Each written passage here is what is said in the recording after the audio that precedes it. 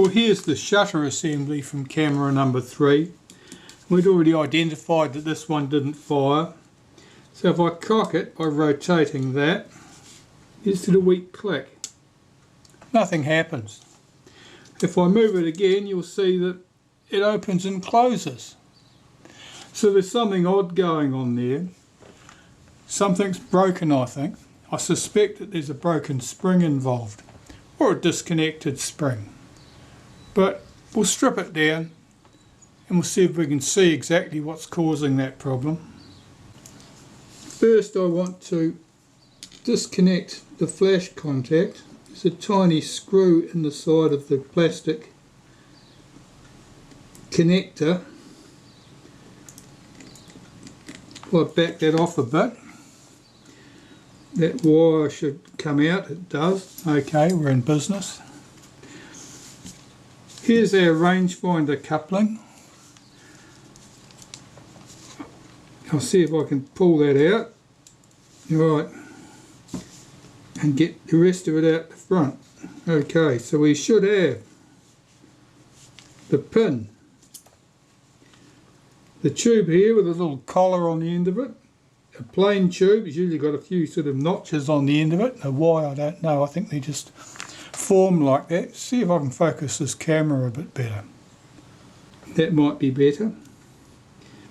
We have this barrel and this little collet that holds things together. Now I'll put those together so that I don't lose anything. And the collet fits down into the hole in the end of that barrel, the fat end of the collet. The split end comes through, and when we put this back on the camera, there should be probably a millimetre, certainly no more than a millimetre of pin showing on the outside of that collet. If there's not enough, you'll find the rangefinder doesn't work well enough. It won't work at close focus distances from memory. Anyway, I'll pop that to one side. Let's get back to this. We want to drop the shutter assembly off the whole front plate, and there are 4 screws that hold that shutter assembly on there. Visible down this hole, this one,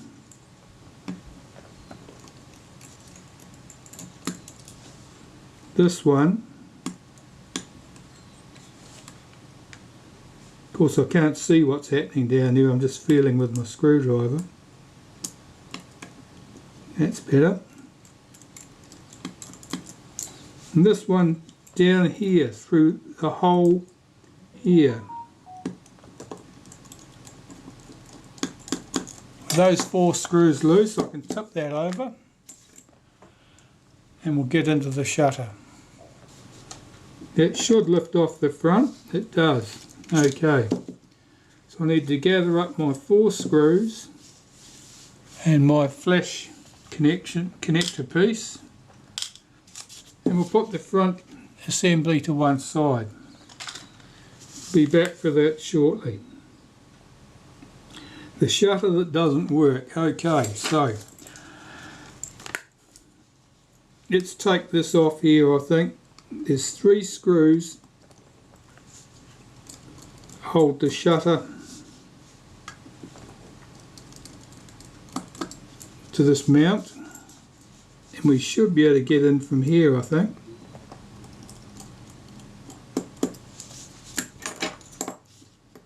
I normally remove all this shaft and the front rings first, but I haven't today. We can probably get around that.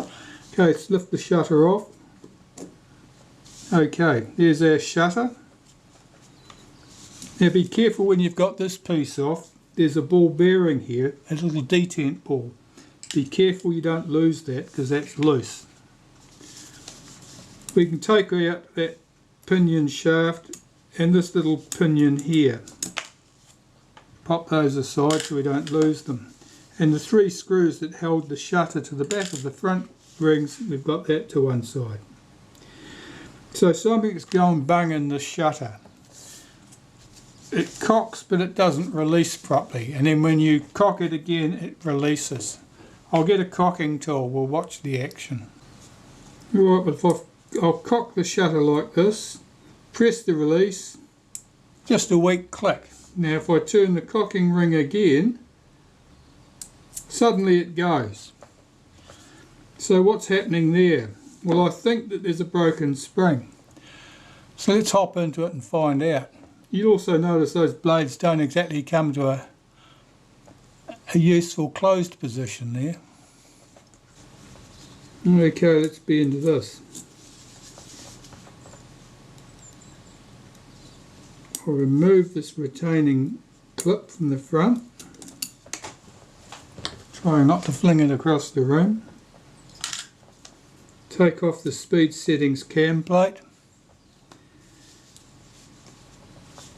This ring here, is that the cause of our problems? Let's take the cocking rack out. No, it's not. I thought this was going to be our problem, that this wasn't returning to the rest position. That's not it at all. Something else is going on.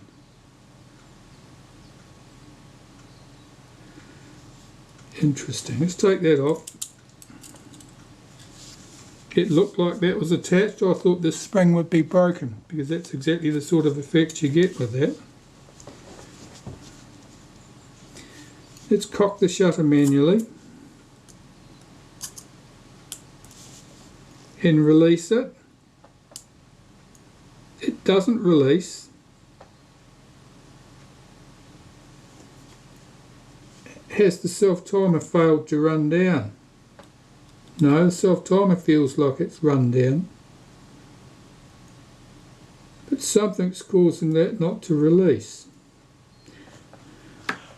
Alright, well, we can tell it's not the retard gear train, because that's doing absolutely nothing there. Nothing's contacting it, it's not under any tension.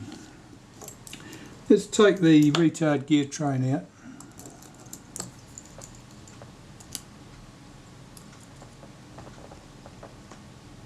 Oh, someone's been very enthusiastic with their screwdriver.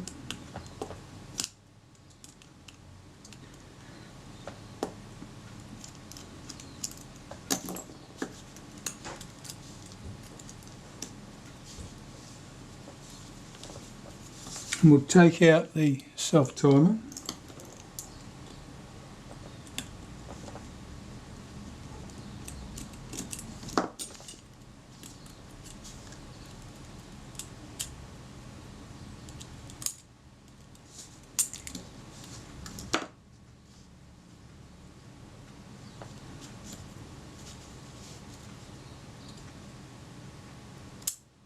Oh, now it did release then, and the only thing that changed was the self-timer position. I wonder whether the self-timer was not correctly placed.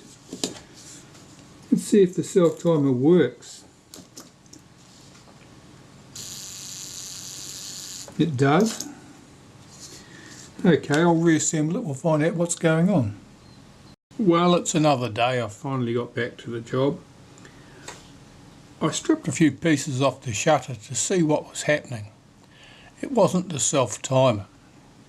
I determined that because when I started the shutter, fired the shutter, I was able to move this lever, which the self-timer pulls back out of the way, and it obviously wasn't contacting the blade actuating ring. That was not the problem. So there were a couple of issues, and they're introduced problems basically. What I've got here is a shutter that has been very efficiently cleaned, and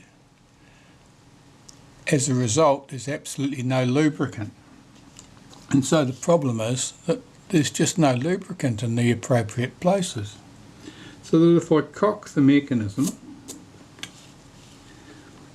you require a large amount of force on the blade actuating ring to release the mechanism at this point. And if you apply enough force, it will release, not a problem. So what we have here is a lack of lubrication. There should have been just a touch of molybdenum paste at this point, probably some on the blade actuating ring at this point, and of course there's none here at the pickup points where the main cam connects to the blade actuating ring. But that was not the only problem. There is the main spring from the main cam, and as you can see, if you take this as being at the 12 o'clock position, that post is pretty close to the 4 o'clock position, so the spring is effectively fairly exhausted. What else have we got? Oh yes, to compound the issue of the exhausted spring, the post that holds the spring in tension, the screw was loose. It's about a quarter of a turn loose, and as a result you can see that moves. It moves from its rest position a reasonable amount, enough to compound the issue of this not having enough tension. But so those combined issues are enough to cause this problem. I strongly suspect that if I tighten this screw, apply some lubrication at these critical points and put even that weak spring back in, that the shutter will fire reliably. So, a very interesting case. It's a shutter that's been cleaned to death. The camera's been unusual. I mean, it's had odd problems. This was the camera that had had the cord from the meter completely removed from the camera. And now it all starts to tie together. So there we have it, a shutter that has been cleaned to death. I'll put some lubrication in there, we'll see if we can get the shutter to fire. Okay, what have we got here? So I've got the shutter set to an 1/8. I haven't checked the timing. It's cocked, I think. Let's see if it'll fire. No problem. We'll set it to 1 second. See if it'll fire.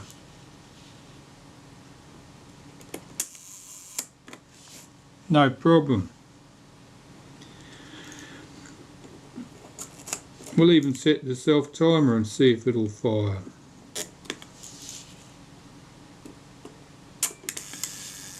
Self timer's running down.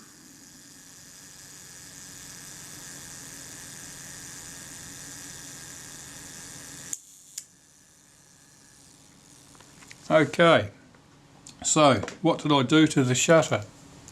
I tightened that loose screw. I haven't done anything about the tired main drive spring, and I lubricated the shutter correctly. So that's a bit of a cautionary tale. If you're dealing with a shutter that somebody else has previously serviced, it's worth checking to see if they actually lubricated it after they cleaned everything. Very unusual case. I don't remember running across a shutter that had been so efficiently cleaned in the past, so efficiently cleaned that there was absolutely no trace of lubrication, and the lack of lubrication being the primary cause for the shutter not to function.